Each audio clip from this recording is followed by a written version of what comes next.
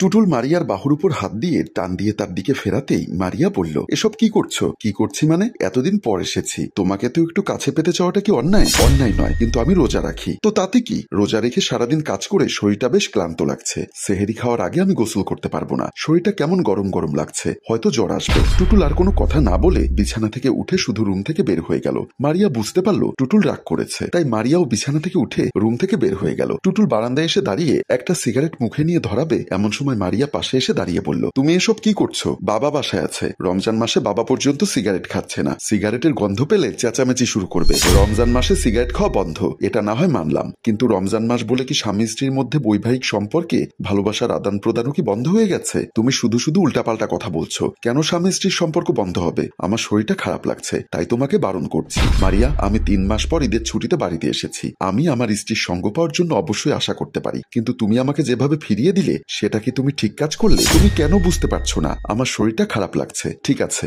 শরীর খারাপ লাগলে গিয়ে ঘুমিয়ে পড়ো। মারিয়া মনে মনে বলল, টুটুলের কথা মিথ্যা না, কিন্তু আমার শরীরটা তো খারাপ লাগছে, এটাও কেন বুঝতে চাইছে না। ভাবতে ভাবতে মারিয়াও বাসার দিকে পা বাড়ালো। টুটুল ড্রয়িং রুমে প্রবেশ করে সোফার উপর বসতেই মারিয়া এসে পাশে দাঁড়িয়ে বলল, আমি তোমার স্ত্রী, আমার সুবিধা অসুবিধা অবশ্যই তোমার বোঝা উচিত। তুমি ভালো করেই জানো আমি তর্ক করাটা পছন্দ করি না। নীরব থাকাটাকে আমি প্রতিবাদ মনে করি। আমি এখানে ঘুমোবো, তুমি বেডরুমে চলে যাও। রাত অনেক হয়েছে, ঘুমিয়ে পড়ো। তুমি কিন্তু এটা বাড়াবাড়ি করছো। চলো বেডরুমে চলো। আর তুমি আমার সাথে যেটা করছো সেটাকে কি বলে? আমি তোমার সাথে কিছুই করিনি, তুমি আমাকে ভুল বুঝছো। মারিয়া, আমি একটা মানুষ, রক্ত মাংসে গড়া মানুষ। আমার মনে ভালোবাসার যেমন চাহিদা আছে, আমার দেহেরও কিন্তু একটা চাহিদা আছে।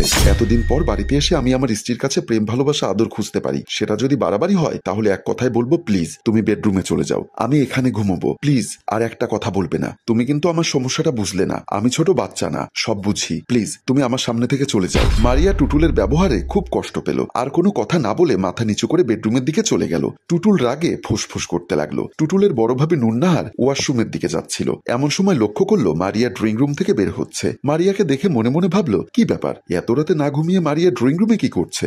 ভাবতে ভাবতে মারিয়াকে ডাক দিয়ে মারিয়ার দিকে পা বাড়ালো। মারিয়ার সামনে এসে দাঁড়িয়ে বলল, কি ব্যাপার, তোমরা এখনো ঘুমোওনি? টুটুল কোথায়? ভাবি, আপনার দেবর ড্রয়িং রুমে বসে আছে। কেন, কি হয়েছে? এত রাতে ড্রয়িং রুমে কেন? মারিয়া কথাটা এড়িয়ে যেতে চাইল, নয় ছয় কিছু বলে সত্য কথাটা গোপন করতে চাইল, কিন্তু নুন্নাহার নাছোড়বান্দা আসল ঘটনা শোনার জন্য বারবার মারিয়াকে চাপ দিতে লাগলো। শেষ পর্যন্ত মারিয়া বাধ্য হয়ে সত্য কথাটা নুন্নাহারকে বলল। নুন্নাহার সব কথা শুনে বলল, দোষ তোমারও আছে। টুটুল এতদিন পর বাড়িতে এসেছে, ও তো তোমার ভালোবাসা খুঁজবেই, তাতে তো দোষের কিছু নয়। তোমার যদি শরীর খারাপ লেগে থাকে আগে থেকে মেডিসিন নিতে পারতে।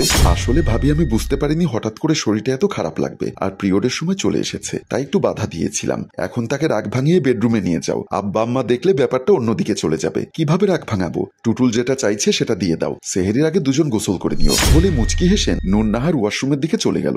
মারিয়া আবার ড্রয়িং রুমের দিকে চলে গেল। টুটুলকে বুঝিয়ে শুনিয়ে কিছু সময় পর বেডরুমের ভেতরে প্রবেশ করতেই টুটুল মারিয়াকে পেছন থেকে জড়িয়ে ধরল। মারিয়া মুচকি হেসে বলল, অন্তত শাড়িটা বদলে আসতে দাও, আমার তো তর সইছে না। প্লিজ আমি শাড়িটা বদলে আসি। ঠিক আছে, যাও, তাড়াতাড়ি আসবে। টুটুল মারিয়াকে ছেড়ে দিল। মারিয়া মুচকি হেসে ওয়াশরুমের দিকে পা বাড়ালো। টুটুল মনে মনে অনেক খুশি। বিছানার উপর বসে মুচকি মুচকি হাসছে। শাড়িটা বদলে ফ্রেশ হয়ে বেডরুমে যাবে, সেজন্য মারিয়া একটা মেক্সি হাতে ওয়াশরুমের ভেতরে প্রবেশ করলো। হঠাৎ অনুভব করলো তার পেটে প্রচন্ড ব্যথা করছে। মারিয়া দেয়াল ধরে দাঁড়িয়ে গেল। ব্যথা আস্তে আস্তে বাড়ছে। মারিয়া বুঝতে পারলো তার পিরিয়ড হয়ে গেছে। মনে মনে বলল, এখন কি করব? টুটুল তো বেডরুমে বসে আছে আমার অপেক্ষায়, একদিকে ব্যথায় কাতরাচ্ছে, অন্যদিকে স্বামীর কথা ভাবছে। রাত তখন 2টো বাজে। কিছু সময় পর সেহেরির সময়। কি করবে ভাবতে ভাবতে মারিয়া পেটে ব্যথা নিয়ে প্যাড নেওয়ার জন্য ওয়াশরুম থেকে বের হয়ে গেল। প্রায় আধা ঘন্টা হয়ে গেল, মারিয়ার কোনো খবর নেই। টুটুল বিছানা থেকে উঠে দাঁড়ালো। মনে মনে বলল, আধা ঘন্টার বেশি হয়ে গেল, মারিয়া গেল কোথায়? ভাবতে ভাবতে বেডরুম থেকে বের হয়ে গেল। টুটুল বারান্দার সামনে এসে দেখলো মারিয়া উদাস মনে বারান্দার গ্রিলের পাশে দাঁড়িয়ে আছে। টুটুলের রাগটা বেড়ে গেল। হনহন করে বারান্দার ভেতরে ঢুকে গেল। মারিয়ার কাছে আসতে মারিয়া চমকে উঠে থতমত খেয়ে বলল,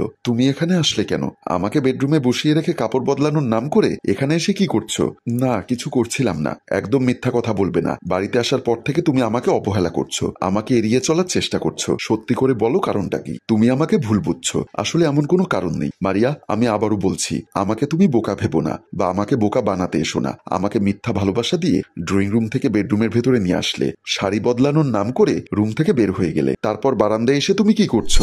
না মানে আসলে আর মানে করতে হবে না, আমি তোমার আসল ব্যাপারটা বুঝতে পেরেছি, চলো আমার সাথে। বলেই মারিয়ার হাত ধরে টান দিয়ে বারান্দা থেকে বাসার ভেতরের দিকে চলে গেল। বড় ভাবি নুন্নাহারের বেডরুমের সামনে এসে টুটুল ভাবি ভাবি বলে চিৎকার দিয়ে ডাক দিতে লাগলো। মারিয়া বলল, এত রাতে তুমি ভাবিকে কেন ডাকছো? কারণ আজ তোর মুখ মুখোশ খুলে দিব, সেজন্য ডাকছি। নুরনাহার ঘুম ঘুম চোখে ঘুম থেকে বের হয়ে বলল, কি ব্যাপার টুটুল, কি হয়েছে? আমি বাসায় আসার পর থেকে মারিয়া আমার কাছ থেকে দূরে দূরে থাকে। আমি ওর স্বামী, আমাকে স্পর্শ পর্যন্ত করতে দিচ্ছে না। ভাবি, এটা কিসের লক্ষণ? নিশ্চয়ই পরকীয়া আসক্ত হয়েছে। কথাটি শুনে মারিয়া চমকে উঠল।